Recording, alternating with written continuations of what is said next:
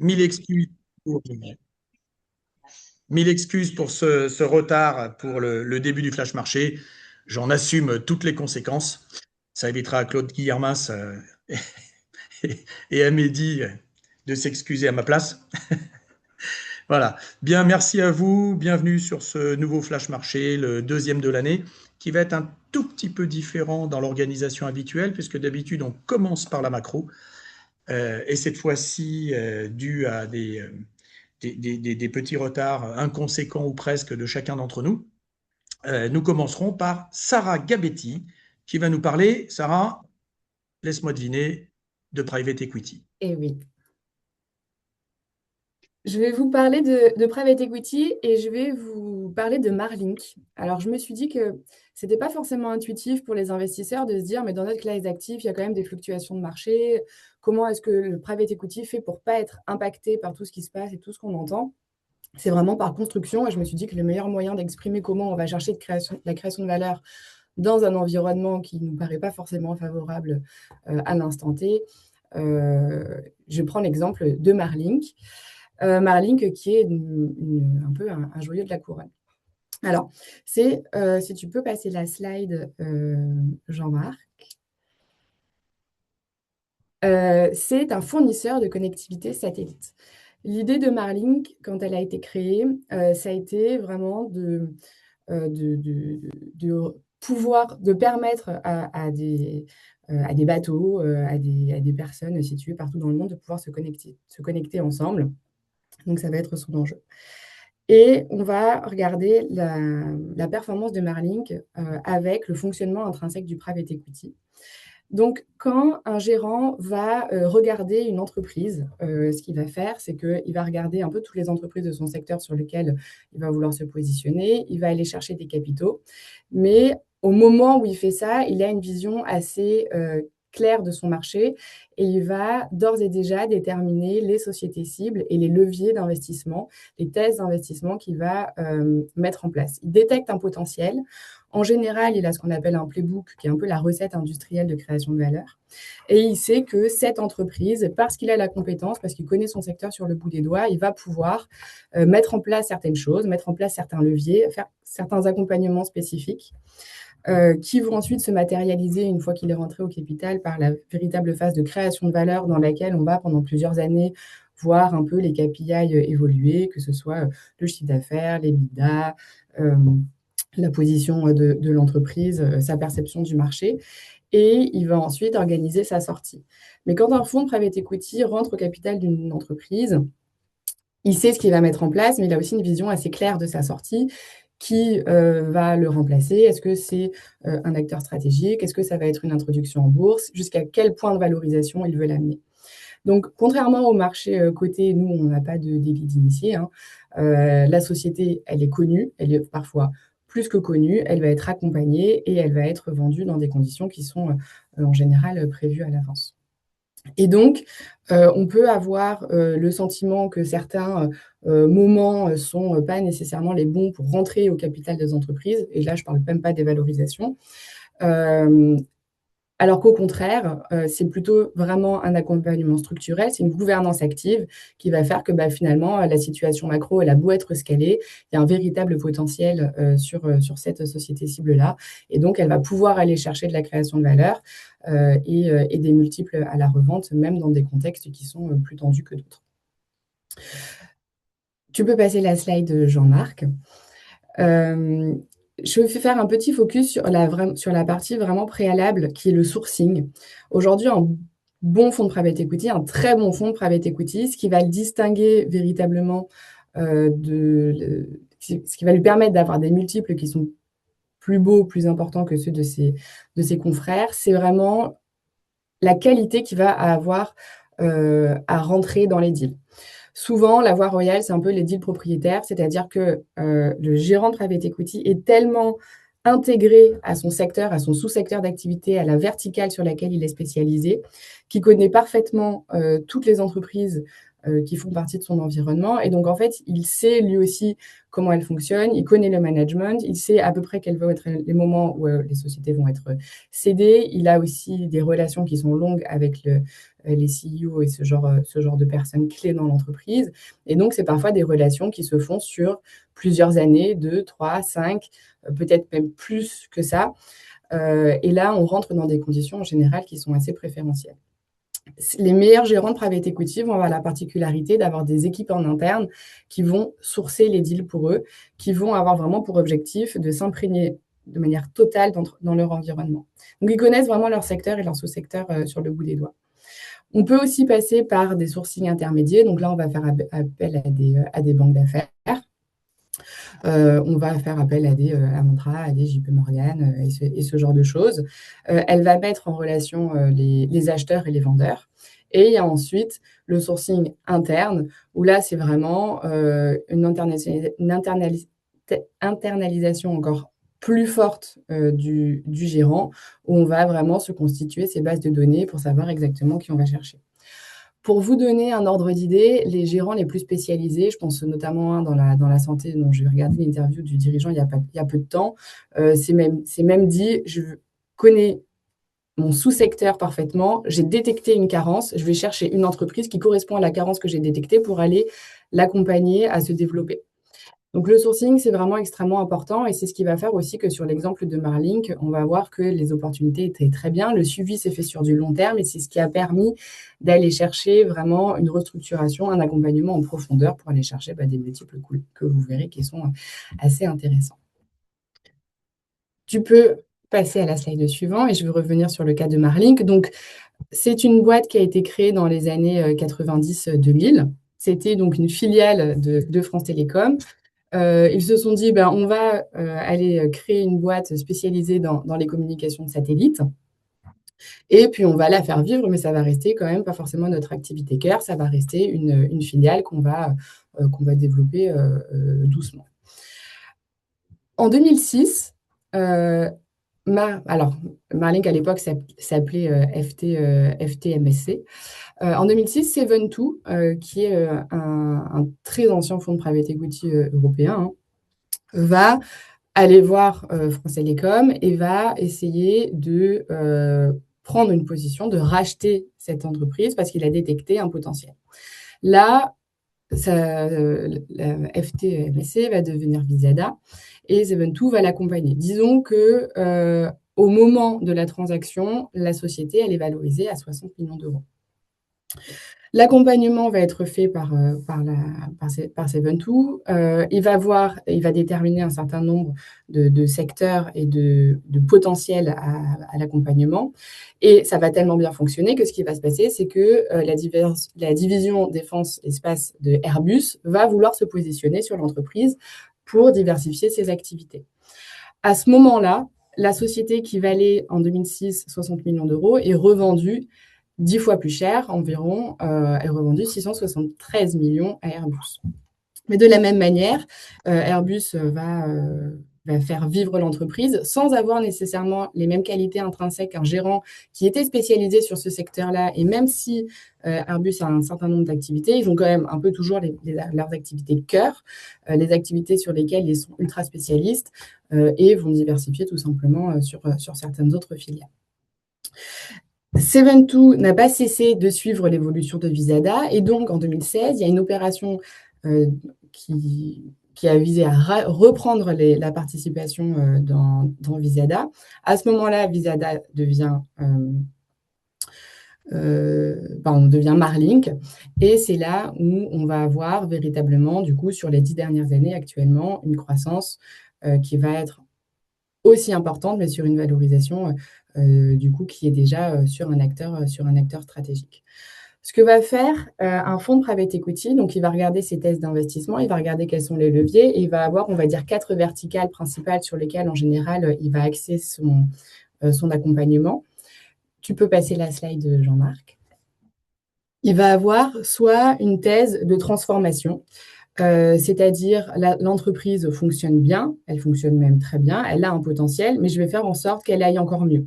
Je vais moderniser les processus, je vais l'accompagner à la digitalisation. Certains secteurs sont vraiment en demande notamment de digitalisation.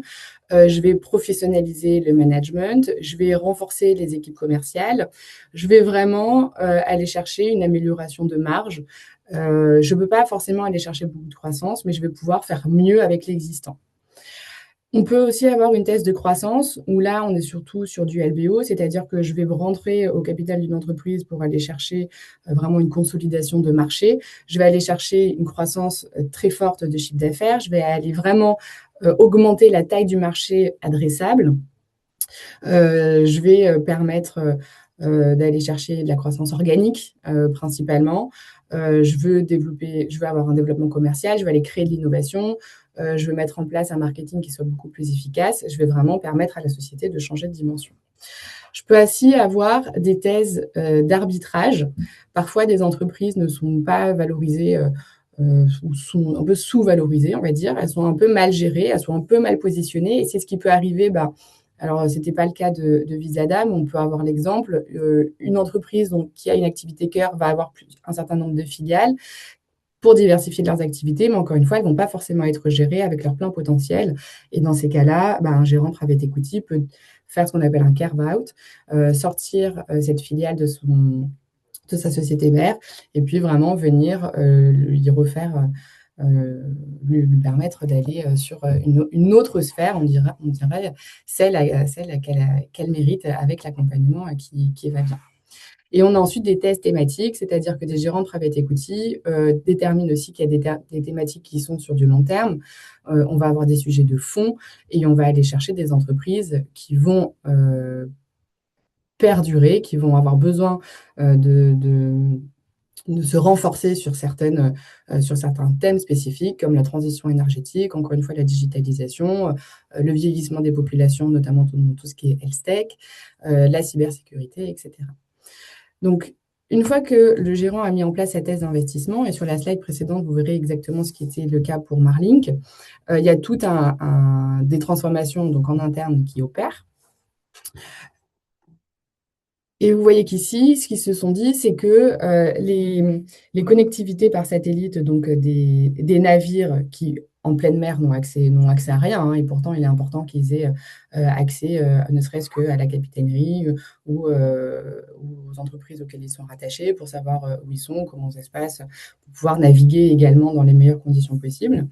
Il y avait à l'époque beaucoup d'acteurs régionaux. Donc, quand Marlink quand Apax 72, c'est même fou, 72 reprend position, on se dit, mais moi, en fait, tous les acteurs régionaux qui sont peut-être très efficaces, en fait, moi, je voudrais plutôt avoir un acteur mondial qui va faire en sorte que Marlink devienne vraiment le leader incontesté de son secteur. Et je vais donc soit les absorber, soit finalement faire en sorte qu'il n'y ait plus tant matière ou qu'il se réoriente sur d'autres activités. On se rend compte aussi qu'il y a une modernisation, bien évidemment, de toutes les flottes. Et donc, on va digitaliser tous les équipements, on va digitaliser les bateaux, on va digitaliser toutes les infrastructures qui sont dans des zones très difficiles. Ça peut être des plateformes, ça peut être dans le désert, ça peut être dans tous les endroits reculés du monde. Et il y a aussi un enjeu, du coup, qui est de plus en plus d'amélioration et d'utilisation des nouvelles technologies pour pouvoir permettre tout simplement à ces connectivités d'aller plus vite. Donc, ils ont déterminé que avec la mise en place de ces leviers-là, l'entreprise passerait à complètement un autre, on va dire, un nouveau cap, une nouvelle position sur le marché. Et donc, ils vont bien évidemment, avec les thèses d'investissement, accélérer l'activité des satellites. Ils vont consolider le marché, ils vont faire des acquisitions ciblées, ils vont faire beaucoup de croissance externe. Sur les entreprises de buy-out en général, pour qu'elles deviennent leaders de son secteur, on va acquérir des entreprises satellites. Et ils vont aussi diversifier les secteurs, c'est-à-dire que de la connectivité satellite, on va arriver à un nombre d'offres qui va devenir de plus en plus étoffé pour en fait couvrir tous les besoins qui font partie de cette activité cœur, mais parce qu'ils les maîtrisent, parce qu'ils savent aussi que il va y avoir un taux de rétention et un taux de, de comment dire, d'utilisation qui va être beaucoup plus fort sur la plateforme et donc rester de manière beaucoup plus pérenne par les utilisateurs. Et donc, ils vont structurer la gouvernance, ils vont internationaliser en faisant euh, ils vont internationaliser, pardon. Ils vont aller chercher des entreprises satellites pour faire de la croissance externe qui vont participer du coup à l'internationalisation et ils vont digitaliser à la fois en interne tous les outils qui leur permettent de rendre cette connectivité beaucoup plus forte et beaucoup plus accrue, mais aussi d'accompagner leurs clients sur l'équipement de leurs navires, etc., etc. Et donc, ce qu'on constate, c'est que d'une entreprise qui avait été achetée 60 millions au début des années 2006, quand on fait le constat 20 ans plus tard, avec deux périodes pendant lesquelles des fonds de private equity ont pris le contrôle sur l'entreprise, on est arrivé à une valorisation aujourd'hui qui est estimée dans les 1,4 milliard. Tout ça parce que le gérant était presque plus spécialisé sur l'activité de Marlink que l'entreprise qui la détenait, que ce soit France Télécom ou que ce soit Airbus. Et c'est véritablement grâce à leurs compétences, à leur playbook, qu'on va aller chercher de la création de valeur qui est très important. Et c'est pour ça que même dans des environnements qui ne sont pas forcément favorables, où on pourrait se dire aujourd'hui, c'est peut-être pas le moment de rentrer dans la classe d'actifs, 2026 va être un peu achahuté, le dollar peut perdre de la valeur. On a aussi une correction des valorisations dans tout ce qui est software en ce moment, enfin, vous en parlerez mieux que moi, parce que c'est notamment vrai sur les marchés cotés. Et il y a quand même cette gouvernance active et ce savoir-faire du gérant qui, OK, la situation macroéconomique peut évoluer, OK, il peut y avoir des phases un peu plus difficiles. Néanmoins, je ne rentre pas au capital d'une société parce que je vais me laisser porter par sa performance et je pense que, bon an, mal an, elle survivra à ces cycles macro. Je rentre parce que je sais que j'ai un potentiel d'accompagnement et le jeu, il va plutôt se jouer sur est-ce que mon multiple va être celui que j'espère plutôt que sur est-ce que je vais perdre mes billes parce qu'en général, c'est pas sur les tailles d'entreprise sur lesquelles on rentre et sur ce spectre-là de gouvernance active, le risque, il n'est pas tellement de perdre sa mise.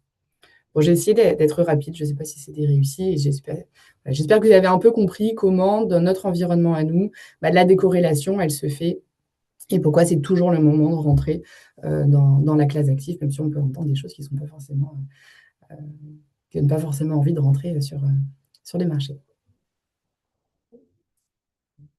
Voilà. Sarah, merci. Je rappelle à tout le monde que vous pouvez utiliser les questions, hein, les questions-réponses, donc le chat, pour poser des questions à n'importe quel des intervenants et même à tous. On les regardera en fin de programme pour pouvoir vous répondre du mieux possible. J'ai repris mes esprits. Nous voilà donc arrivés au grand moment de la macroéconomie avec le décryptage de l'actualité. Aujourd'hui, c'est Mehdi qui va commencer d'H2O, qui nous a rejoint, qui nous fait l'honneur de rejoindre l'équipe. Et nous en sommes très contents, avec des spécificités, vous le verrez tout au long, qui sont décorrélantes et diversifiantes dans les allocations d'actifs. Je le dis quand même à tout le monde, on va peut-être aujourd'hui sur la macro, et je ne vous surprends pas, hein, mais derrière tout ce qui se passe en ce moment, il y a quand même le roi dollar. Et je crois qu'il va quand même falloir qu'on parle du dollar et qu'on parle du carry trade, notamment avec le Japon. Et ça explique en partie ce qui se passe, voire même les interventions américaines dans certains secteurs. Mehdi, c'est à toi. Merci Jean-Marc et bonjour à tous. Alors, je suis désolé, je ne suis pas dans des conditions optimales hein, voilà, je suis en plein déplacement, mais j'espère que vous pouvez bien m'entendre et me voir. Donc ravi de rejoindre l'équipe et peut-être avant de commencer sur l'actualité macroéconomique, comment nous chez H2O on appréhende les marchés et justement l'économie. Alors H2O, on est un spécialiste de la gestion globale macro, c'est-à-dire que notre objectif c'est vraiment d'analyser les grandes tendances macroéconomiques et de les comprendre. Pour ce faire, nous utilisons différentes classes d'actifs, donc des classes d'actifs traditionnelles, les actions, les obligations que vous connaissez, mais également les devises.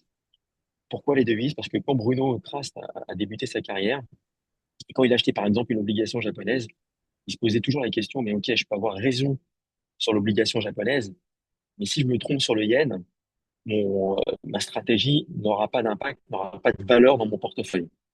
On a tout de suite imaginé avoir une vue sur la devise et savoir comment on pouvait la gérer activement.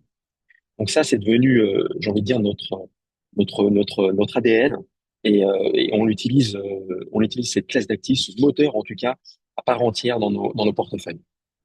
Ceci dit, on ajoute également une autre dimension. Cette dimension, c'est une dimension en fait de, euh, d'arbitrage. Là aussi, quand vous vous dites, par exemple, je reprends cet exemple, j'aime les obligations japonaises, vous pouvez vous poser la question de savoir si vous les aimez par rapport à autre chose. Est-ce que j'aime les obligations japonaises par rapport aux obligations américaines ou par rapport aux obligations françaises, etc., etc. Donc, plutôt que de subir le côté directionnel des marchés, nous, ce qu'on souhaite faire, ce qu'on fait d'ailleurs, c'est qu'on fait toujours du relatif. On aime un actif par rapport à un autre et vice-versa. Alors, ça se fait naturellement sur les devises, hein, puisque les devises, euh, ça se danse à deux. Vous êtes acheteur d'euros, par exemple, contre dollars. Mais sur les obligations et les actions, c'est pas le cas. Souvent, vous avez des acteurs qui vous disent, bah voilà, j'aime telle action, j'ai une bêtise Amazon, etc., etc. Mais ils n'ont pas forcément eu un avis sur une autre action. Alors nous, on fonctionne par secteur. Donc, on va dire, est-ce que j'aime ce secteur-là par rapport à un autre secteur? Est-ce que j'aime les obligations italiennes par rapport aux obligations allemandes? Quelle maturité je préfère par rapport à une autre? Donc, en fait, on multiplie ainsi le champ des possibles et on a plusieurs combinaisons qui font que finalement, vous pouvez constituer un portefeuille diversifié et ça nous permet d'avoir des vues globales sur toutes les classes d'actifs. Et donc, je vais revenir maintenant sur ce pourquoi nous a demandé d'intervenir Jean-Marc sur la diapositive qui suit, sur nos vues de marché. Tu parlais Jean-Marc, du dollar, et c'est vrai que nous pensons que ce qui se passe depuis maintenant de nombreuses années, j'ai envie de dire post-2020, milite pour une dédollarisation du monde financier, pour un nouvel ordre financier mondial. Plusieurs choses pour, euh, pour appuyer cette thèse. La première, c'est d'abord ce qui s'est passé avec la crise russe. Quand vous avez un pays, sans rentrer dans des considérations politiques, hein, un pays qui voit ses avoirs gelés, ses réserves gelées, euh, donc la Russie, en l'occurrence, ça, ça incite les autres pays émergents à se dire, bah, moi, si demain j'ai la même problématique, je peux avoir mes réserves gelées, donc j'ai tout intérêt à me dédollariser. J'ai tout intérêt à faire en sorte que mes réserves soient pas aussi dépendantes du dollar.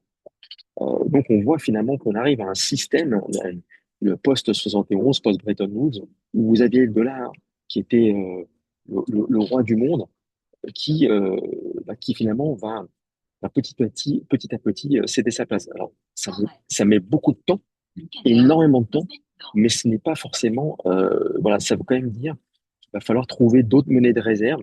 Alors ça peut être, on l'a vu avec l'or, hein, qui a énormément performé, avec le yuan, ça peut être, certains parlent de crypto, bon, nous, on n'y croit pas, mais voilà. En tout cas, ce côté du dollar, de valeur refuge, aujourd'hui, notamment avec ce que la politique de Trump et la politique des Occidentaux sur les aspects des réserves, ça pose question et donc forcément ces pays émergents vont devoir trouver d'autres solutions. L'autre aspect, c'est la dette, le poids de la dette. Quand vous avez une dette, notamment aux États-Unis, qui est détenue par les pays étrangers et ces pays-là, j'ai pas mis les graphes, mais réduisent leur position sur les treasuries, bah, vous vous posez des questions naturelles sur la dette américaine. Et c'est un fardeau. C'est un fardeau pour les US. C'est un fardeau, j'ai envie de dire, bon, même pour nous, on le voit en France, mais pour certains pays européens. Et donc, là aussi, ça milite pour une dédollarisation. Pourquoi? Parce que le triptyque, en fait, avoir des actions en hausse, des taux élevés et un dollar fort, un triptyque qui a tenu très longtemps, c'est un triptyque qui peut pas tenir. D'ailleurs, Trump l'a dit récemment, le dollar qui s'affaiblit, ça l'arrange. Ça l'arrange pour les exports, ça améliore la compétitivité aux US, et donc ça nous pousse, nous, chez H2O, à être vendeurs de dollars contre des devises restes du monde, notamment des devises émergentes, qui ont, j'en parlais Jean-Marc, un carry positif, un rendement positif. Donc, c'est le fameux carry trade, hein, c'est l'écart de performance que vous avez entre les taux monétaires des pays émergents et et ceux aux US. Donc, vous avez un rendement, vous êtes payé à attendre. Et à côté de cela, vous attendez une plus forte valorisation de ces devises. Pour revenir à notre scénario, donc nous sommes enclins à penser que sur les États-Unis, malgré ce que je vous ai dépeint, euh, qui va prendra du temps, hein, je le répète, mais nous pensons que sur les États-Unis, nous serons plutôt sur un atterrissage en douceur. Pas de récession, atterrissage en douceur de l'économie américaine, piloté par la Banque centrale américaine, avec un changement de président qui va arriver et qui devrait baisser ses taux. Donc une courbe des taux aux US qui devrait continuer à se pontifier. Ça veut dire quoi? Ça veut dire qu'on achète plutôt les taux courts et que nous vendons les taux longs. Donc une Fed qui va intervenir malgré une inflation qui reste élevée, mais une courbe qui reste plate, mais qui devrait qui devrait se pontifier davantage. Ça, c'est un atout parce qu'aujourd'hui, la partie obligataire vous rapporte quelque chose, ce qui n'était pas le cas avant 2020, pardon. Aujourd'hui, vous avez quelque part des actifs de protection naturelle quand vous faites de la gestion, ce que vous n'aviez pas par le passé. Donc, vendre de dollars, je l'ai dit, pour nous,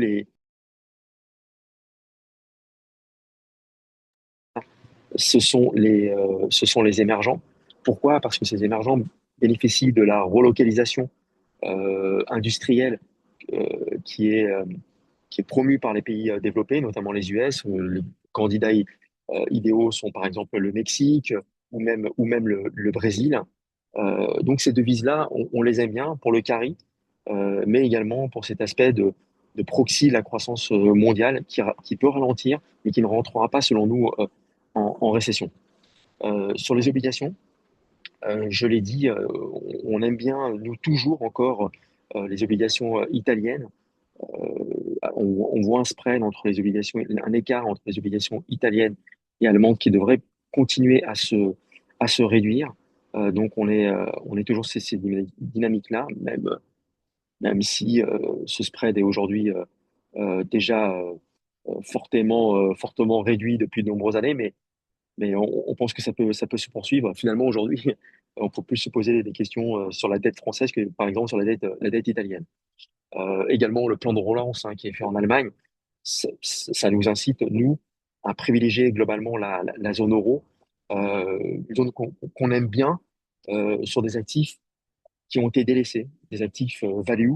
Là, ça me permet de revenir sur le dernier point qui sont les actions, euh, où nous, toujours en arbitragiste, on aime les actifs pas chers, on aime les actifs qui ont été délaissés, et on est plutôt sur une idée de convergence des price earnings. Et donc, même si par exemple les banques européennes ont très bien performé, l'écart entre les banques européennes et les small caps américaines, qui nous paraissent surévaluées, notamment ces small caps liés à la tech. Donc nous, c'est toujours une stratégie qu'on déploie dans les portefeuilles qui ont des actions. On est toujours aussi sur des secteurs cycliques sous-évalués, comme l'automobile en Europe. Alors, ça n'a pas très bien fonctionné l'année dernière, mais on maintient la pause. Je le disais tout à l'heure, l'avantage, c'est qu'aujourd'hui, vous avez la diversification qui fonctionne, et donc vous n'êtes pas obligé finalement d'avoir tous les feux au vert pour performer. Ça, c'est aussi intéressant. Et enfin, nous, on reste convaincus que la Fed, en plus, Trump met une énorme pression sur la Fed. Il va y avoir un nouveau président, que la Fed va devoir baisser. Mais ça ne veut pas dire qu'elle va baisser massivement, drastiquement ses taux. Vous avez une inflation qui reste élevée, mais un marché de l'emploi qui se détériore. Alors, je n'ai pas parlé, je conclurai là-dessus, du risque géopolitique. C'est vrai que c'est assez contre-intuitif. Vous avez des risques de guerre un peu partout dans le monde. Et pourtant, les marchés continuent à performer avec de la volatilité, certes, mais les marchés continuent à performer. Finalement, on s'habitue au tweet de Trump et on s'habitue à la prime de risque que Trump a mise, notamment sur les actifs européens. Finalement, américains, pardon.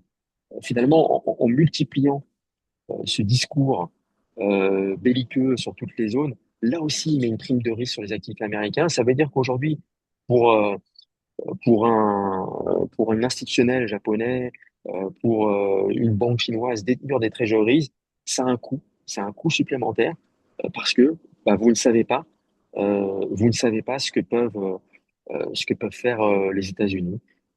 Là aussi, on doit en tenir compte. On peut pas gérer, on peut pas être monétarisé, hein, bien sûr, sur ce risque géopolitique. On voit que Trump, ce qu'il veut faire, c'est conclure des accords bilatéraux. Il revient souvent sur ce qu'il a dit, mais on surveille cela et on se protège sur ces risques-là, sur ces risques extrêmes, en achetant par exemple des devises comme le yen, qui a été fortement chahuté l'année dernière, hein, mais qui, lorsque vous avez des crises euh, systémiques, fonctionne bien. D'ailleurs, vous avez des élections dimanche pour renforcer les pouvoirs du parti en place, qui doit intervenir pour éviter que le yen continuer à sous-performer comme il le fait depuis un an. Voilà, pour terminer, et pour laisser la parole à mes camarades, vous avez ici toute la gamme qui, en fonction de votre horizon d'investissement, le profil de risque de vos clients, euh, qui reproduisent les vues que je vous ai décrites tout à l'heure. Le produit, par exemple, que vous pouvez faire en trésorerie d'entreprise, ce serait soit Largo, soit Adagio. Et notre produit phare, c'est Multibonds, sur lequel vous avez des taux et des devises. Et donc, vous voyez les performances là maintenant sur l'année 2025, depuis le début de l'année, et également depuis la création des fonds en 2020, même s'ils ont été créés avant, mais je vais pas revenir là-dessus. Donc, ce qui est intéressant pour un arbitragiste comme nous, c'est qu'aujourd'hui, en fait, les marchés vous offrent plein de viviers de performance, plein de viviers d'arbitrage, et, euh, et vous pouvez en tirer parti en acceptant la volatilité inhérente, notamment à la problématique géopolitique. Mehdi, merci pour ça. C'était important que tu présentes votre état d'esprit et ta société et rapidement ta gamme, sachant que Youfeng aura sûrement des idées pour un ou deux de tes fonds à passer à la moulinette dans les mois qui viennent. Je me permets juste de dire d'H2O, une gamme assez spécifique au sens où, contrairement à nous tous, moi qui suis asset manager aussi, on a des fonds plutôt qui vont jouer des secteurs géographiques ou des thématiques ou autres. Vous, c'est le même moteur partout qui va être déployé avec plus ou moins de volatilité, donc de taux et de devises. On est d'accord? C'est tout à fait ça. En fait, le moteur sera le même. On ne sera pas des stock pickers, donc on ne va pas choisir, par exemple, des actions ou choisir des obligations. On fonctionne sur des thématiques. Par exemple, quand je vous disais qu'on achète les banques, on va les acheter via un indice. Donc, on va pas dire je vais prendre l'ASG, je vais prendre la BNP, etc., etc. On va prendre un indice européen contre un autre indice qu'on va vendre, le Russell 2000, euh, qui, euh, qui est un indice de petite et moyenne valeur américaine. Effectivement, notre gamme, elle fonctionne comme ça. Et après, c'est selon le profil de risque que vous voulez avoir. Vous choisissez tel ou tel produit. Si vous choisissez Adagio Multibonds, c'est pareil. Ce qui diffère, c'est la volatilité associée et bien entendu l'objectif de performance. Merci Mehdi. Il y aura une petite question à la fin que j'ai relevée. Ce sera plus sur la disponibilité de tes fonds dans les gammes des assureurs. Mais on y reviendra tout à la fin. Voilà. C'est le tour des Américains et celui qui commence, eh bien, c'est Fidelity. Mehdi nous a titillé sur le dollar. Que disent les Américains de ce qui se passe en ce moment? Merci Jean-Marc. Alors moi je vais être assez court. J'ai prévu qu'une slide aujourd'hui, qui est la suivante, qui montre un peu nos. Ah, bah, il n'y a pas la suivante, elle a été retirée, c'est pas très grave. Qui est en fait nos visions un peu classe active par classe active. Alors sur le dollar, on est assez en ligne avec la vision d'Asjo. En fait, on est assez bearish en fait sur le dollar parce qu'effectivement on est dans un cycle de dédollarisation, mais au-delà de ça. On a quand même un cycle de baisse des taux qui s'est entamé l'année dernière et les taux devraient continuer à baisser, comme l'a rappelé Mehdi. par rapport où en Europe, typiquement, on a plutôt des taux qui ont tendance à se stabiliser plutôt que continuer à baisser fortement. Après, quand on regarde marché par marché sur la partie action, qui nous concerne peut-être un peu plus, puisque la partie obligataire et la partie devise a largement été vue par Mehdi. Et quand on parle du marché US, alors c'est vrai que le marché US, c'est quand même, pour rappel, un marché qui est très concentré. Si je prends les 10 plus grosses valeurs du S&P, ça représente un peu plus de 40% de l'indice, et surtout extrêmement cher par rapport à sa moyenne historique. C'est un marché qui se traite à 24 fois les profits. Et pour rappel, la moyenne historique du marché US est plutôt à 18 fois les profits. Donc, une fois qu'on a dit ça, est-ce qu'on sort des actions US? Non, nous, on reste neutre quand même sur les actions US. Par contre, on va privilégier les valeurs un peu plus cycliques, un peu plus value par rapport aux larges capitalisations qui ont largement profité en fait du rallye qu'on a pu observer ces dernières années sur les valeurs US. Surtout dans un environnement où les CAPEX dans le secteur de la technologie et notamment de l'IA sont extrêmement importants. Ce qui a entraîné d'ailleurs une hausse des valorisations assez extrême, et notamment sur certaines grosses valeurs, je pense notamment au 7 Fantastique, mais pas que, ce qu'on appelle les hyperscalers.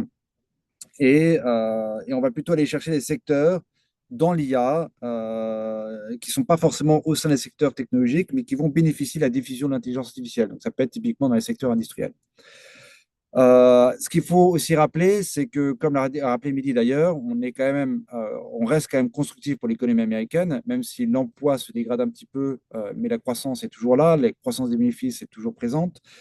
Et s'il y avait effectivement un ralentissement un peu plus sévère que ce qui est anticipé par les analystes, il faut quand même rappeler que les taux sont quand même assez élevés aux États-Unis. On est toujours sur la fourchette 3,50, 3,75.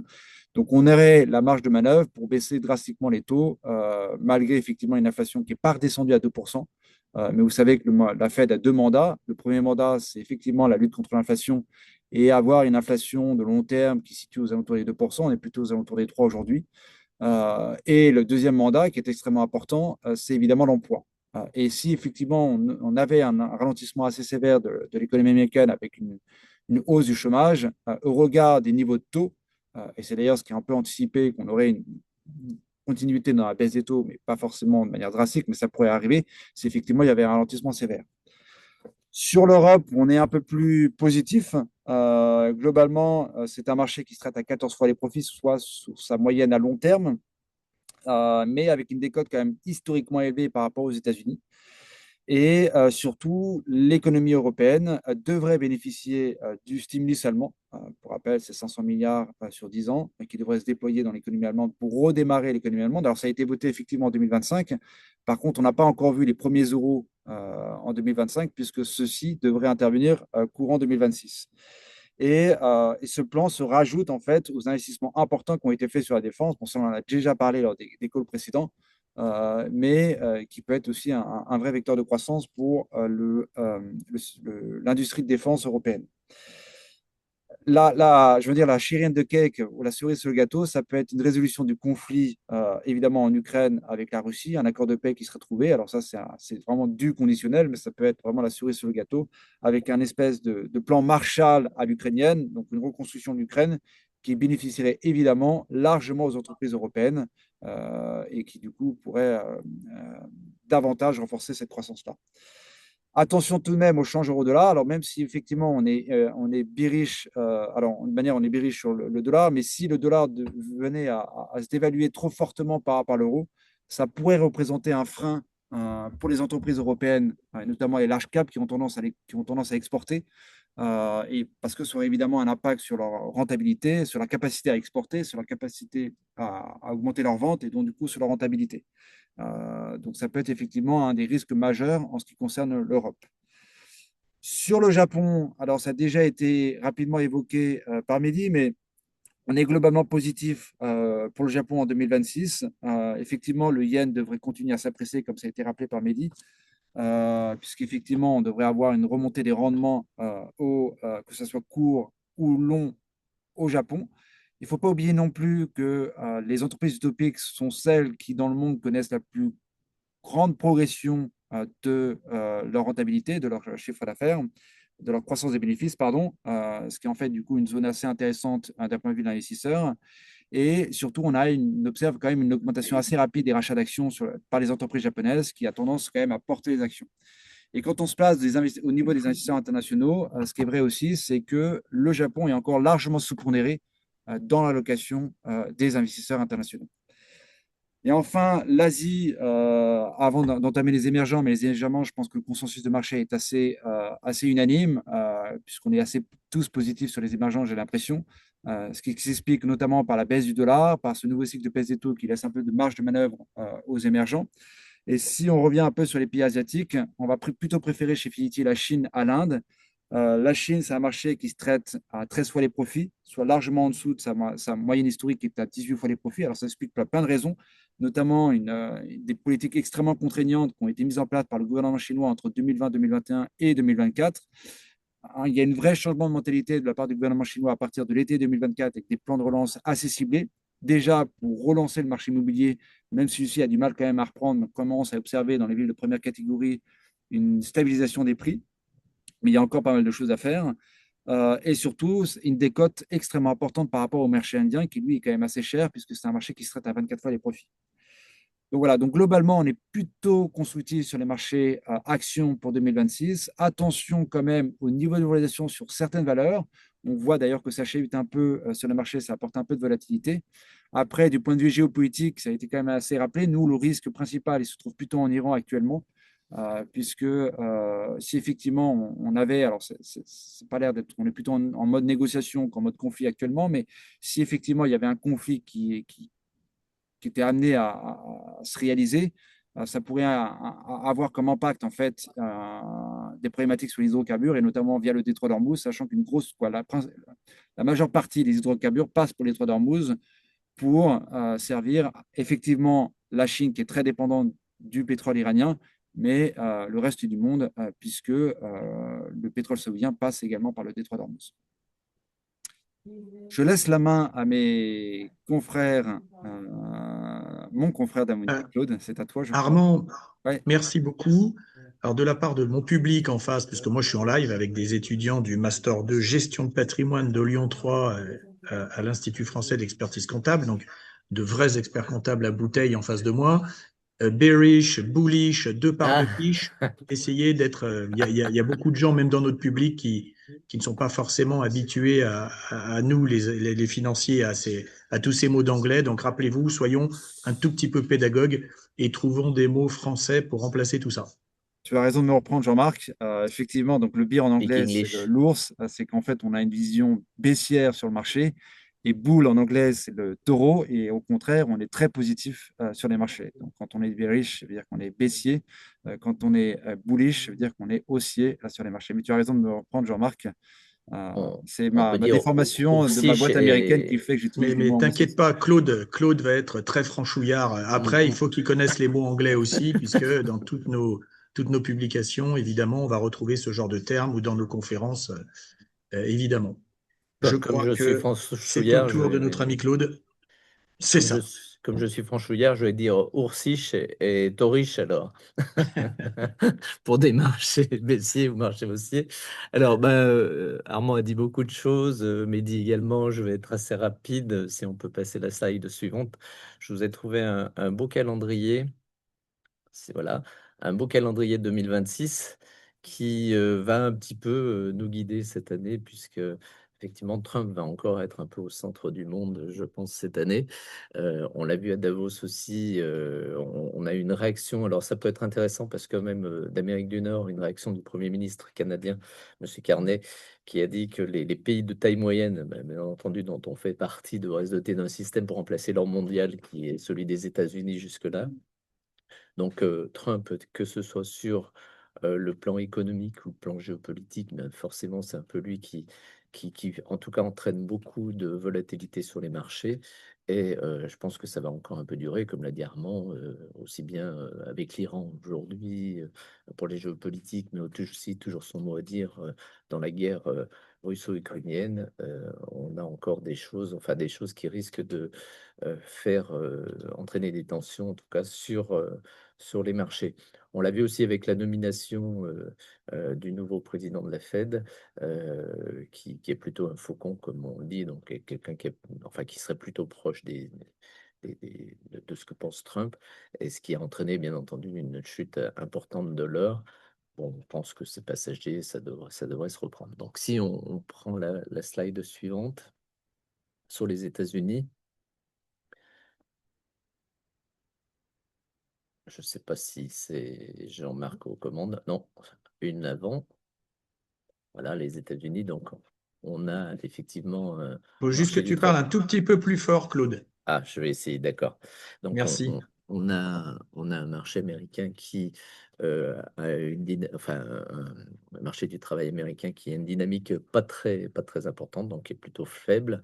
Donc, et puis, un indice de confiance des consommateurs aussi qui est au plus bas et qui remonte, je dirais, en termes de niveau de confiance à la crise Covid. Donc, on a bien entendu, les deux sont corrélés hein, entre l'inquiétude peut-être sur le marché du travail et aussi donc sur l'indice de confiance des consommateurs. Donc on est quand même dans une phase aux États-Unis où on est sur un niveau économique de la crise Covid. Donc ce fameux nouveau président de la Fed qui est Ewan Warsh, qui peut paraître surprenant, bon, il a dit par le passé des choses qui n'étaient pas forcément dans le sens économique en tout cas, et donc il y a eu cette prise de profit sur l'or.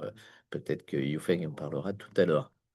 Slide suivante sur l'Europe, puisque comme Armand a déjà pas mal parlé de ce qui s'était passé aussi aux États-Unis, sur l'Europe, bon, on a plutôt des chiffres de croissance sur fin d'année 2025 qui ont été plutôt positifs, même si ce n'est pas non plus des pourcentages énormes.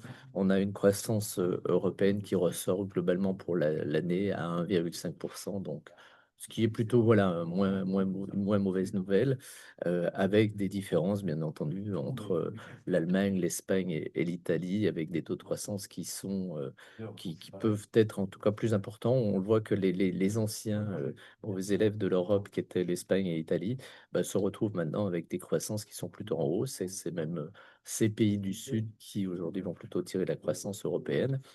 Quant au chômage, bah, on est sur un taux de chômage qui est plutôt en baisse en décembre, donc au plus bas historique à 6,2%. Voilà pour l'Europe.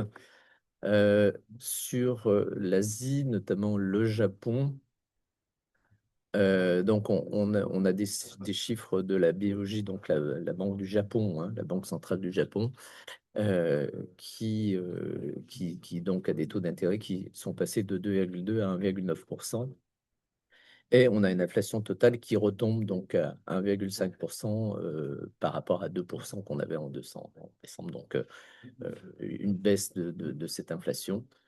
Euh, c'est notamment grâce à la baisse de l'énergie aussi. Donc, et on est sur une inflation donc à 1,4% sur un an. Donc on serait globalement également positif sur le Japon, un peu comme l'a été Armand. On l'est un peu moins sur la Chine, hein, puisque effectivement les valorisations peuvent être intéressantes. En revanche, on trouve que la dynamique des profits industriels est plutôt morose, avec une progression de 0,6% uniquement sur l'année 2025.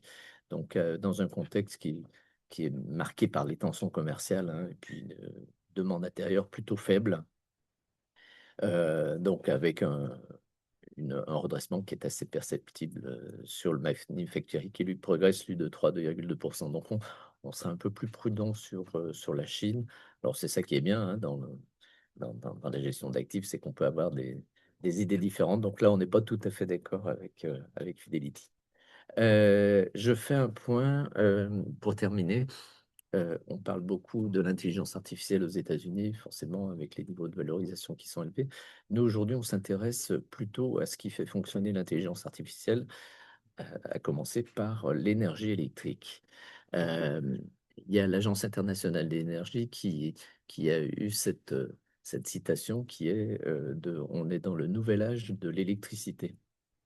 Donc, on va s'intéresser aux entreprises boursières qui sont cotées en bourse, qui sont sur l'équipement électrique, parce qu'on se rend compte que, bien justement, les géants de la tech, hein, que ce soit les hyperscalers, alors je vais traduire, Jean-Marc, les hyperscalers, c'est ceux qui exploitent des data centers, donc des centres informatiques, et des infrastructures cloud, donc tout ce qui est stockage de données, hein, le nuage à très grande échelle. Donc, pour soutenir ces activités commerciales informatiques, bah, ils ont besoin d'électricité. Et l'électricité, c'est pour nous le nouveau nerf de la guerre, c'est-à-dire qu'on va s'intéresser dans différents fonds à cette production d'énergie, puisqu'on voit qu'aujourd'hui, ces sociétés informatiques essayent même de trouver par leurs propres moyens de la production d'électricité. Donc, quand on pense à ces entreprises, on a une entreprise comme Siemens qui a un carnet de commandes qui est plein pour les 10 ans à venir dans la production de turbines à gaz qui permettent de faire de l'électricité. Donc, c'est une thématique qu'il faut regarder de près, tout ce qui est production d'énergie électrique, parce que ce soit donc ces géants de l'informatique, que ce soit la demande en augmentation de l'électricité pour les véhicules électriques, mais aussi pour le bâtiment, l'industrie, je pense aux climatisations et autres. Donc aujourd'hui, on a un nouvel âge d'or de l'électricité, sachant qu'on a quand même, bien que l'on essaye de décarboner la planète, on a quand même un maximum d'électricité qui est produite avec de l'énergie fossile. C'était quelque chose à suivre. Nous, c'est un sujet en tout cas qui nous intéresse en ce moment dans le groupe. Voilà pour ma part. Je ne sais pas si tu as des questions, Jean-Marc. Est-ce que Hyperscaler, ça te parle? Non, mais tu l'as très bien expliqué. Bon. Oui, on en parle Claude beaucoup. Guillermas, je vous remercie. Merci. Et je passe la parole à notre deuxième Américain, JP Morgan. Je- J'arrive, j'ai un problème de caméra. Voilà. Je sais pas ce qui se passe. Ah, me voilà. Hello. Bonjour à toutes et à tous. Bon, je vais compléter, mais tout a été à peu près dit. Je vais vous le présenter sous un autre angle, mais ça va être un bon récap d'ailleurs. Mais bon, on a eu finalement une année 2025 assez exceptionnelle sur l'ensemble des marchés. On ne peut pas dire qu'il y a un an, on s'attendait à ça, puisque c'était quand même assez compliqué de par les mesures sur les droits de douane annoncées par Trump et beaucoup de choses. Donc, c'est vrai que finalement, une bonne année, tu peux passer sur la slide après. Pour quelles raisons déjà la croissance est bien portée? Ben, c'est parce qu'on a une relance budgétaire sans précédent, que ce soit aux États-Unis, mais également au niveau de l'Europe. Donc on voit ici des graphiques pas forcément très digestes, mais ce qu'il faut retenir, c'est on a des États qui sont là pour soutenir leur économie, les États-Unis bien entendu, et on voit l'Allemagne aussi qui est passée de ce côté pour apporter un peu de soutien à l'Europe. Et on voit, alors la courbe est inversée, mais la courbe bleue qui est le chômage, c'est inversé. Donc quand ça baisse, ça veut dire que le chômage augmente. On voit que le chômage commence à augmenter, mais on est encore loin de taux super élevés. Donc on a vraiment une relance budgétaire importante dans un monde qui finalement va plutôt bien. Et à côté de ça, on a également, sur le slide d'après, une politique monétaire qui est également accommodante. Donc, vous avez ici à gauche la partie Fed, à droite la BCE. Donc, on s'attend à des baisses de taux aux États-Unis et puis l'Europe avec la BCE qui a baissé ses taux à 2%. Donc, à voir sur la suite. Mais voilà, du soutien pour l'économie et qui explique qu'aujourd'hui, on a plutôt des bonnes attentes sur la croissance mondiale. Même si le terme a été dit tout à l'heure, on est en fin de cycle, mais on voit que ce fin de cycle se prolonge. Donc en fin de cycle, les marchés sont toujours porteurs. Il n'y a pas de raison de ne pas rester investi. Bien sûr, il va falloir surveiller ça de près, mais en tout cas, les nouvelles sont plutôt bonnes. Si on voit juste rapidement, non, slide d'avance, s'il te plaît, Jean-Marc. Voilà, les soutiens quand même à venir importants et non négligeables, c'est bien sûr la consommation américaine. Vous avez certainement entendu parler aux États-Unis, ils vont avoir des crédits d'impôt donc c'est des impôts qu'ils ont payés, on va leur redonner de l'argent, on va leur envoyer des chèques. Donc il va y avoir un gros soutien sur cette première partie de l'année au niveau du consommateur américain. Et vous voyez à droite que le patrimoine des ménages américains est au top. Donc, ils ont aujourd'hui, un pouvoir d'achat qui est plutôt élevé et donc ça devrait aider la croissance américaine. Et puis sur l'Europe, sur le slide d'après, on voit également euh, qu'enfin l'Europe, j'aime bien se joint enfin à la fête budgétaire, puisque l'Allemagne va maintenant s'endetter pour accompagner l'Europe et avec un plan d'infrastructure que vous avez certainement entendu parler l'année dernière. Donc voilà, une Europe qui commence à se mobiliser, et c'est la bonne nouvelle de 2025, c'est finalement face à Trump, on a vu une Europe qui s'est ressoudée et qui essaye de se donner les moyens pour s'en sortir. Et les derniers chiffres de croissance du PIB de l'Europe sont plutôt bons et au-dessus des attentes, je crois que c'est à 1,5. La moins bonne nouvelle, c'est que tout cet optimisme de l'économie, c'est déjà dans les cours et que les actifs sont chers. Si on regarde les actions à gauche, hein, ça a été évoqué en détail, notamment par Armand, mais on voit la valorisation des actions. Donc le petit losange bleu, c'est la valorisation actuelle, hein, par classe, par zone géographique. Et vous avez ensuite la médiane en vert et puis les bornes, hein, qu'on a pu connaître dans le passé. Donc vous voyez que tout est cher aujourd'hui, pratiquement sur tous les marchés. Donc c'est difficile de faire de très bonnes affaires. Mais pourtant, comme je vous l'ai dit, il y a encore un peu de vue à capter. À droite, vous avez la même mesure qui est sur les obligations. Donc, on regarde le prix des obligations par rapport à leur spread. Et ce qu'on voit, hein, le spread, c'est l'écart, hein, c'est ce qu'on vous rémunère par rapport à un taux sans risque. Donc, plus le spread est écarté, plus le risque est rémunéré. Vous voyez aujourd'hui que ces spreads sont très, très, très serrés. Donc, on est vraiment sur des valos très importants. Donc, dans ce contexte, on va avoir, nous, une préférence sur les actions, parce que les actions, les prix peuvent s'envoler, autant que le spread sur l'obligataire ne peut pas se resserrer à l'infini. Petit passage sur la partie tech, tu peux passer sur le slide après. Donc, dans ce contexte de soutien politique, monétaire, fiscal, le risque, c'est quoi? C'est qu'une inflation reparte ou qu'on ait une bulle sur certains actifs. Et bien sûr, quand je vous dis bulle, vous pensez forcément à la tech. Et ici, on a mis un petit graphique que je trouve assez intéressant pour voir un peu l'écosystème de l'intelligence artificielle. Alors, désolé, il y a le mot hyperscaler, hein, il est intraductible. Enfin, il a été expliqué par Claude, mais voilà, nous on l'a laissé en anglais, désolé. Mais on vous remet juste les éléments à connaître et à avoir en tête, hein. Vous avez trois strates, hein. La première, c'est tout ce qui est matériel tout en bas. Ce sont ceux qui construisent les puces. Donc, vous avez les exemples, Broadcom, Nvidia, Taiwan Semiconductor. Donc ça, on n'a pas trop de problèmes sur cette partie-là. C'est vraiment, il y a des carnets de commandes qui sont énormes. Ils ont du mal à fournir le marché. Donc, on n'a pas de sujet. Ensuite, on a ces fameux hyperscalers. Alphabet, Amazon, Meta, Microsoft. Donc, eux, c'est ceux qui investissent massivement dans toute l'architecture. Donc, eux, ils dépensent beaucoup, beaucoup d'argent. C'est là où on commence à se demander, ben voilà, est-ce que le fait d'investir va être opportun et surtout, est-ce que c'est eux qui vont profiter de ces investissements? On ne peut pas s'empêcher de faire un parallèle avec la bulle tech des années 90, où je vous rappelle que ceux qui investissaient à l'époque sur Internet, hein, et sur toutes les bandes passantes, c'était les télécoms. Et finalement, les gagnants, ça n'a pas dû été les entreprises de télécom, mais au contraire, ça a été plutôt des entreprises comme Apple avec tout ce qui est app. Donc voilà, à surveiller de près ces hyperscalers, est-ce que ce seront eux qui gagneront le combat? Et puis dernière étape, dernière strat, Non, non, non, j'ai pas fini. Jean-Marc, il manque l'étape architecte de l'IA, où là, on va retrouver des entreprises qui sont malheureusement non cotées, donc moins de transparence, Mistral, OpenAI. Et là, la question, c'est est-ce qu'on estime bien le besoin de l'IA dans le futur? Je vous donne juste une statistique. Aujourd'hui, il y a 5% des utilisateurs qui payent ChatGPT et OpenAI pense que ce sera 8% en 2030. Donc, quid de est-ce que on va pas avoir des surcapacités de production par rapport à une demande finale qui sera pas là? Donc, prudence, mais il faut être dans la partie. Et c'est la raison pour laquelle nous, on est investi, mais on reste plutôt neutre sur ces entreprises pour pas prendre trop de risques. Graphique d'après. Oups. Toujours pour comparer avec la bulle des dot-com, on voit quand même qu'aujourd'hui, on est sur des niveaux de valorisation qui ne sont pas les mêmes des années 90. On a des entreprises qui sont beaucoup moins endettées, qui ont beaucoup de cash. Donc, c'est vrai qu'on n'est pas encore sur ces niveaux. Donc, pas de grosses inquiétudes, mais on surveille quand même toujours de près cette tech qui prend beaucoup de place dans les portefeuilles.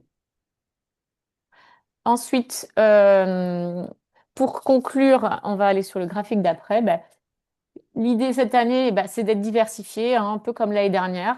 Donc, si on regarde ici les parties actions et la principale, les contributeurs à la performance des marchés, on voit quand même qu'aux États-Unis, ça reste des entreprises de très bonne qualité et qui ont été portées par les croissances bénéficiaires, ce qui n'est pas le cas des autres marchés où on a vu vraiment ce qu'on appelle des changements dans les multiples. On espère, et c'est ce qu'on attend pour l'année prochaine, et on voit dans le graphique d'après, c'est qu'on va avoir quelque chose de plus équilibré en termes de perspective euh, sur les croissances bénéficiaires. Vous voyez la période 2007-2019 où c'était vraiment les États-Unis qui généraient des bénéfices. On voit que maintenant, sur cette période 2025-2027, on a un équilibre un peu plus dans le monde. Donc, l'idée, c'est qu'aujourd'hui, on veut avoir des portefeuilles qui vont s'investir à la fois aux États-Unis, en Europe, mais également les émergences a été évoqué aujourd'hui. C'est aussi une zone qu'on aime bien. Donc, vraiment rééquilibrer et aller rechercher de la valeur, puisqu'aujourd'hui, on a finalement un contexte économique mondial qui est assez porteur sur l'ensemble des zones, avec chacune ses faiblesses. Donc, voilà, soyons diversifiés et soyons aussi également prudents quand même dans notre approche. Il va y avoir de la volatilité, mais c'est des opportunités pour nous. J'ai fini. Je laisse la parole. Merci Audrey. Alors juste quand même pour dire qu'il n'y a pas de définition à hyperscaler, donc on pourrait en chercher. C'est comme l'assurance vie ou le temps. Il n'y a pas de définition du temps. On va vous dire le temps qui passe, le temps qui reste, la durée. Le temps lui-même ne se définit pas, c'est compliqué. Par contre, on peut définir l'hyperscaler sur son activité. Ce sont d'énormes data centers qui ont une puissance de calcul qu'ils louent, et puis bien sûr du stockage et du traitement de data, de données. Donc c'est pour ça qu'on y retrouve des gens comme Amazon et d'autres, Oui, parfois il plus y a pas de spécialisés. définition, mais Donc il y a des l'hyperscaler, en noms. fait, c'est l'activité. Il y a des noms qui parlent à tout le monde. C'est Je Alphabet, crois que nous sommes arrivés sur le focus sur un fond, Yufeng, non, et Armand, parce que je crois qu'on passe, on va passer derrière à la moulinette, le long short US de Fidelity. Merci Jean-Marc. Oui, effectivement, bah, aujourd'hui, en général, à côté Investboard, on faisait plutôt côté top-down, c'est-à-dire on parlait un peu du marché, ensuite on analyse un fonds en fonction de l'issue de l'analyse du marché.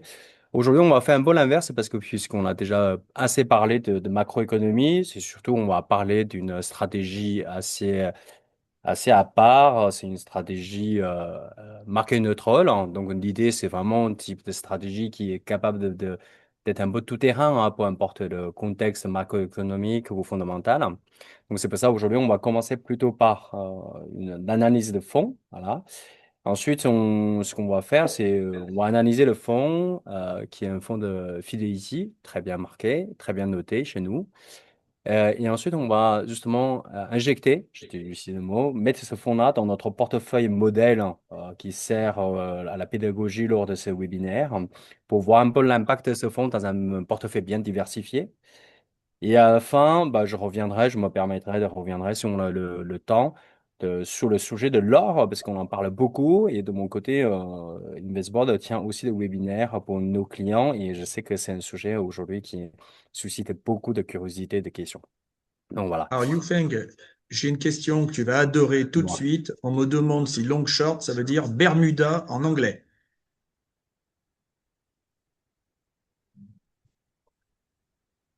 Je te laisse expliquer parce que moi, je parle pas anglais. Je vais répondre à la question du Mais coup. c'est une vraie question. C'est une vraie question. Bah, on reviendra tout à l'heure. D'accord? Justement, je pense qu'Armand va bien expliquer tout à l'heure Oui. lors de la présentation du fond. Je pense que je laisse la main aux spécialistes, hein. Est-ce que vous voyez bien mon écran l'écran de Investboard qui présente le fonds de Fidelity Absolute Return Global Equity? Oui. Oui. OK.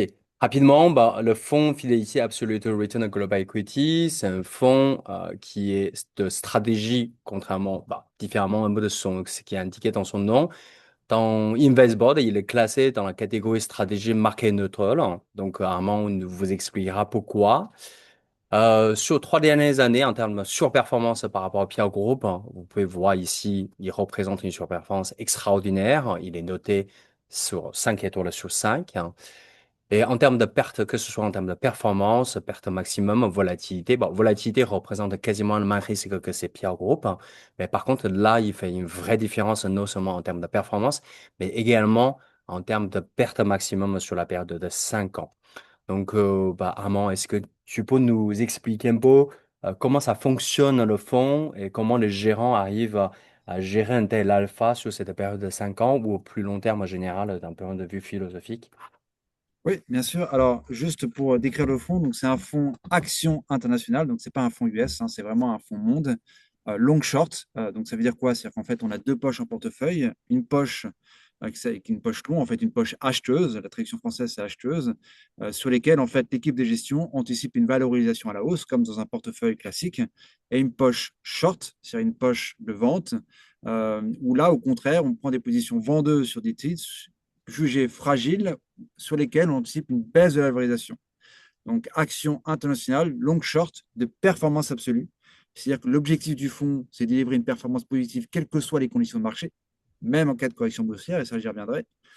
Et il est sans orientation sur un bêta. Donc, le bêta de marché, c'est la performance du marché. Donc, il est neutre au marché. En l'occurrence, le fonds dispose d'une corrélation proche de zéro avec les principales classes d'actifs. Je pense notamment aux actions et aux obligations. En l'occurrence, la corrélation du fonds avec les marchés actions, donc si on prend les actions internationales, elle est de 0,02, donc elle est vraiment proche de zéro. C'est-à-dire que le fonds a beau être un fonds action, il va bouger indépendamment la performance des marchés actions. C'est l'objectif du fonds. Donc, pour reprendre, action internationale, long short de performance absolue, sans orientation sur un bêta, un style, un secteur ou un pays. L'objectif de performance, donc, c'est cash plus 3 à 5 en brut, avec une volatilité contenue aux alentours des 5 Et en termes de performance depuis le lancement, le fonds a été lancé fin 2020. En 2021, le fonds délivre une performance, donc pour la part qui est référencée dans les principales compagnies d'assurance, fait plus 2,7. En 2022, le fonds fait plus 8,4. Pour rappel, en 2022, les actions et les obligations corrigent fortement. Le fonds délivre une performance positive de 8,4. En 2023, le fonds délivre une performance de plus 8,2. En 2024, le fonds délivre une performance positive de plus 3,4. Et l'année dernière, en 2025, le fonds délivre une performance de plus 8,6 avec une vol. Alors, la vol qui était montrée, je ne sais pas sur quel vol tu prends, mais c'est à peu près 5%. Donc, c'est vraiment les objectifs de vol. Nous, la vol qu'on va retrouver dans le reporting, qui est une vol annulée sur 3 ans, est plutôt aux alentours des 4%. Le fonds, il risque 3. Donc, j'ai dit donc, performance absolue, neutre marché. Alors, c'est vrai que depuis le lancement, c'est assez intéressant parce que le fonds, quand même, a connu successivement la guerre en Ukraine, l'hyperinflation. Donc, on a eu l'inflation qui est remontée et on avait une inflation nulle à une inflation qui est montée jusqu'à 10%.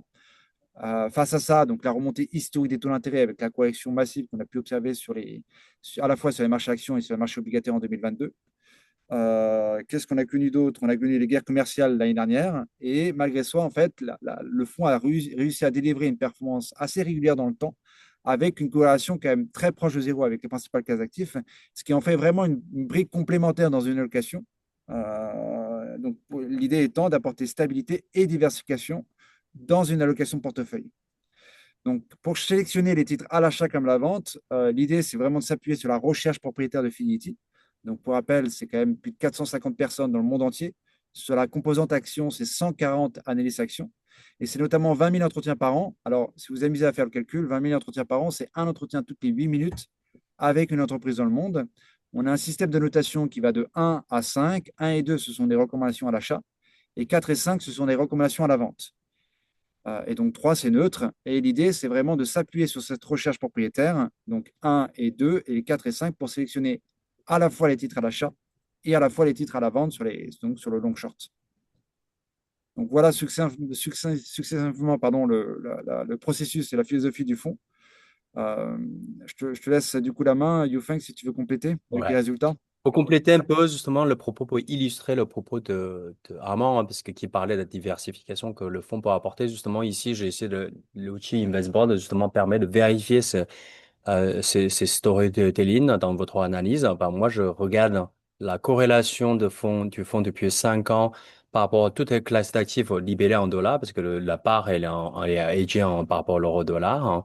Donc, on voit que ce soit par rapport à toutes les matières premières, y compris l'or, hein, et les obligations, ainsi les actions, bah, on a une corrélation très, très faible, proche de zéro. Voilà, donc tout est en vert. Et ce qui est très intéressant, juste si je lis cette matrice de corrélation, c'est que en fait, par rapport au peer group, hein, qui représente quasiment un effet de diversification similaire, hein, mais par contre, la moyenne de paires est très, très, entre guillemets, corrélée par rapport aux obligations de rendement. Donc, ce qui veut dire que peut-être dans la moyenne de paires, il y en a beaucoup qui apportent cet alpha grâce au marché oblige, sur vraiment le marché neutre de sur les obligues. Alors, le fond, lui, il l'extrait, je dirais, le prix de risque, et apporte son alpha grâce à sa position achat, vente sur le marché action. Voilà, ça c'est vraiment quelque chose d'intéressant. Il faut vraiment faire la diversification à la fois l'analyse quantitative et aussi dans une analyse qualitative. Ça peut aussi enrichir votre conviction là-dessus. Je continue sur côté investissement du fonds. Le fond, vous voyez ici, il y en a plus, c'est la question qui se pose souvent. L'analyse de performance, est-ce qu'il est net frais ou il est brut frais? La part qu'on expose ici, il a le frais, à un moment on me confirme, il est à ongoing charge, c'est-à-dire le frais courant, il est autour de 1,90, hein. Et la performance qui est affichée ici, c'est net de frais. Voilà, comparé au pair, voilà. Donc c'est super performance, hein. Et c'est par là pourquoi nous, l'expose davantage lors de ces webinaires, parce que la plupart comment dire, de participants ici, ce sont comment dire, de conseillers français. Donc, vous travaillez essentiellement avec des contrats d'épargne français. Donc là, c'est la part, vraiment pour me confirmer, hein, c'est la part la plus. Il a fait vraiment un bon travail comment dire, de référencement. C'est un contrat c'est un fonds qui est référencé partout en France, chez différents assureurs. Chez nous, il y a combien de contrats? Moi, je contrat PER, PEA, tout compris. On a 150 contrats qui contient ce fonds-là. Voilà. OK. Donc voilà, c'est un fonds qui est présent dans beaucoup de véhicules d'investissement. Vous pouvez trouver toutes les autres documentations concernant le fonds directement sur notre plateforme. Ainsi, pour des clients qui sont un peu, qui vont chercher de positions sur le dollar et éventuellement ou d'autres choses, vous pouvez trouver d'autres parts de fonds ou de parts qui représentent moins de frais également dans autres parts de fonds. Voilà, donc ça, si Armand n'a pas comment dire, des choses à compléter, j'aimerais bien mettre le fonds dans un portefeuille type pour voir l'effet de l'impact que ça apporte. Alors, je vais le mettre justement dans un portefeuille, ajouter dans un portefeuille existant. Je vais prendre notre portefeuille qu'on fait d'habitude, hein. Donc, je crois, c'est webinaire, je l'appelais, portefeuille équilibré webinaire. Voilà. Dans lequel on a déjà 11 fonds, on commence à accumuler. À un moment donné, il faut on rajoute, et à un moment donné, il faut qu'on sache en sortir. Et là, on a le fond. Ce que je propose dans cet exercice, hein, c'est vu le niveau de volatilité, on va l'arbitrer par rapport à la poche obligation, hein, obligation gouvernement bonds. Bon, on parlait tout à l'heure, ceux qui sont essentiellement sur des souverains de pays développés. Donc, c'est intéressant de le arbitrer par rapport à ce fonds-là pour 5%.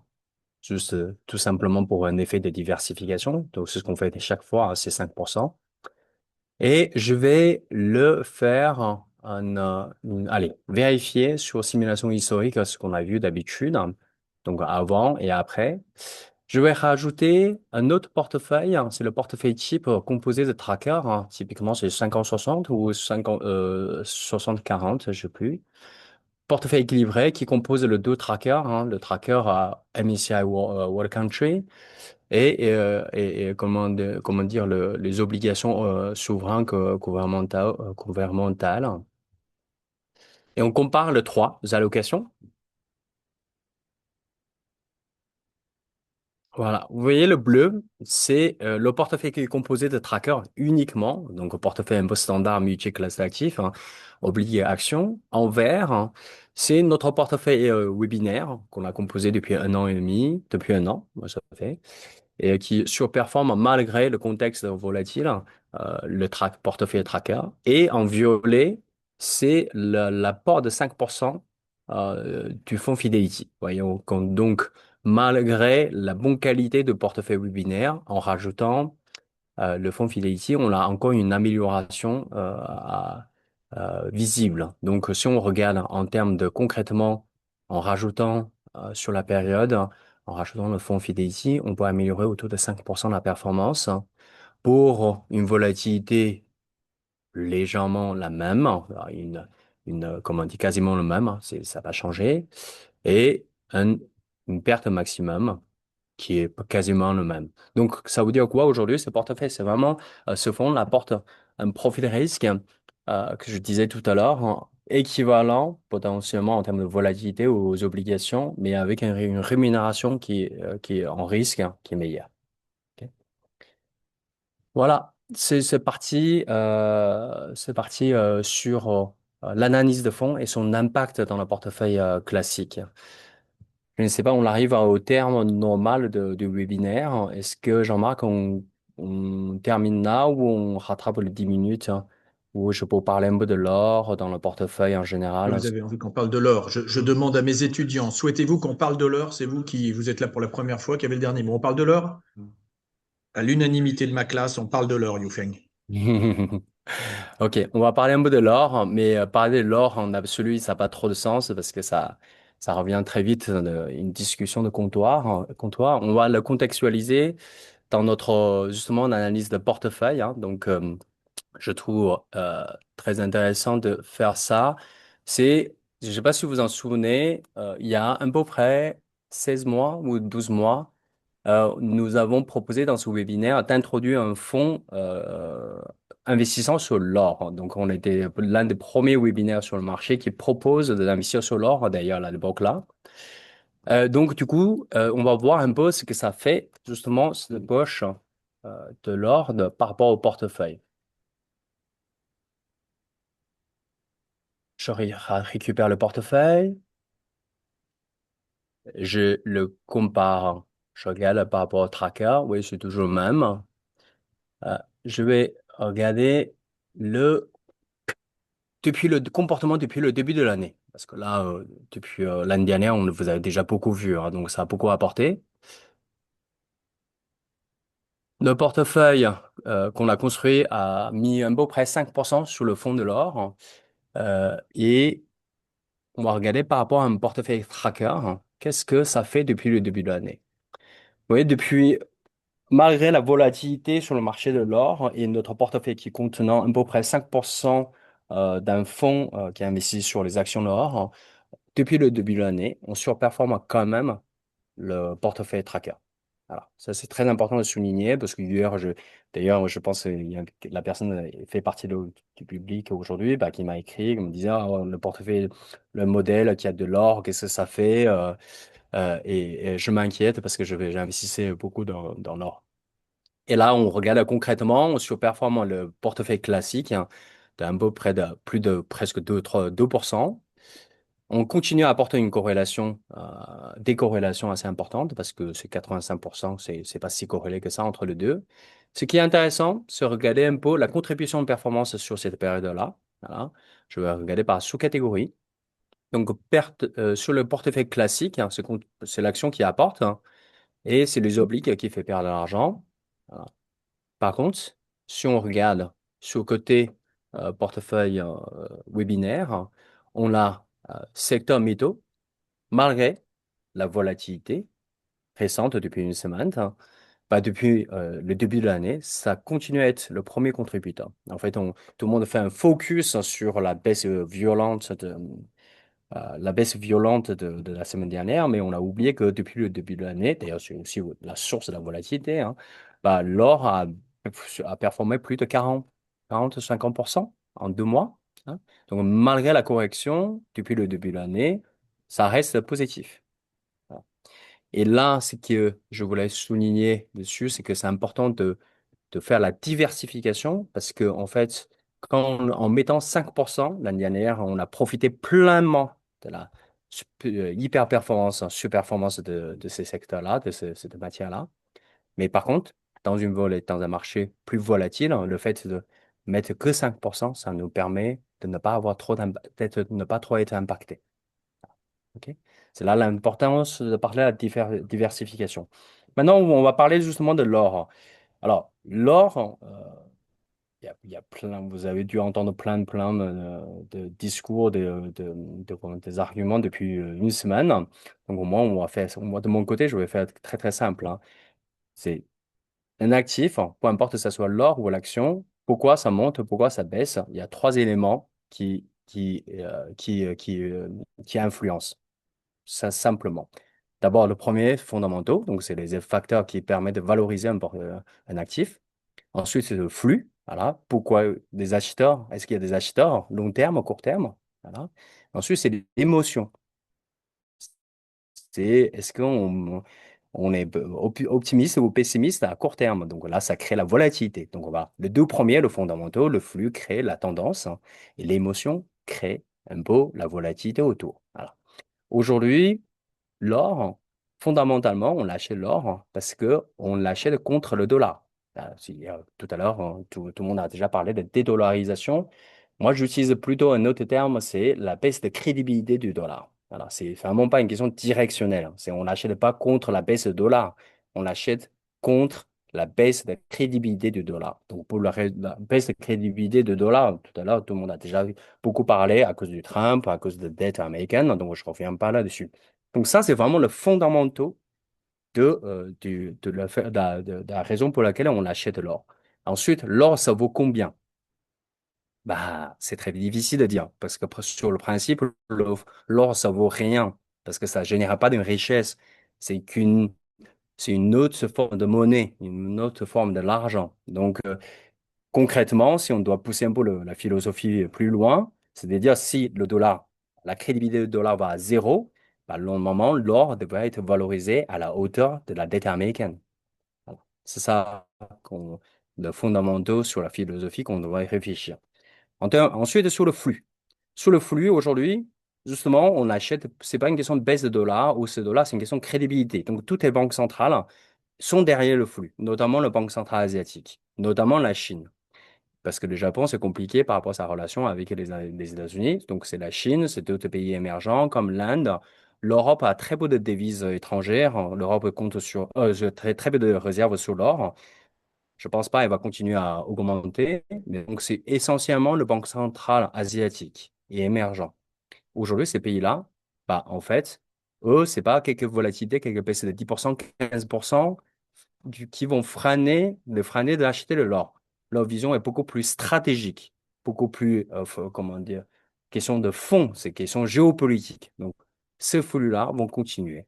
Et n'oublions pas que autre chose, c'est que la Chine, en termes de balance commerciale aujourd'hui, cette année 2025, a augmenté à plus de 20% encore. Alors que l'échange contre des États-Unis a baissé plus de 20% également. Donc, ça veut dire quoi? Les Chinois achètent aujourd'hui, que ce soit par l'économie réelle ou par la finance, ils achètent beaucoup moins de dollars. Quand ils n'achètent pas de dollars, ils gagnent de l'argent des autres pays. Qu'est-ce qu'ils font? Bah, ils vont constituer d'autres réserves. Peut-être en euros. Bon, remplacer le dollar par l'euro, idéologiquement, c'est toujours un peu plus compliqué. Voilà, c'est changer le cousin, quoi. Et donc, l'or, c'est beaucoup plus fondamental, beaucoup plus, je dirais, neutre pour. Donc là, en termes de flux, je pense que ça ne changera pas. L'émotion. L'émotion, c'est quoi? L'émotion, c'est bah, avec l'effet peau neige, hein, en plus les réseaux sociaux aujourd'hui, bah, l'émotion devient tout de suite, ça prend une proportion beaucoup plus importante. Et autre chose, on oublie, moi, en tant que gérant et au trading, c'est quelque chose qui commençait à développer quand j'ai quitté la banque, et aujourd'hui, c'est beaucoup plus développé. C'est l'émotion est amplifiée aussi par le robot. Voilà, côté trading, hein, qui analyse sémantique, hein, voilà, il y a des mots qui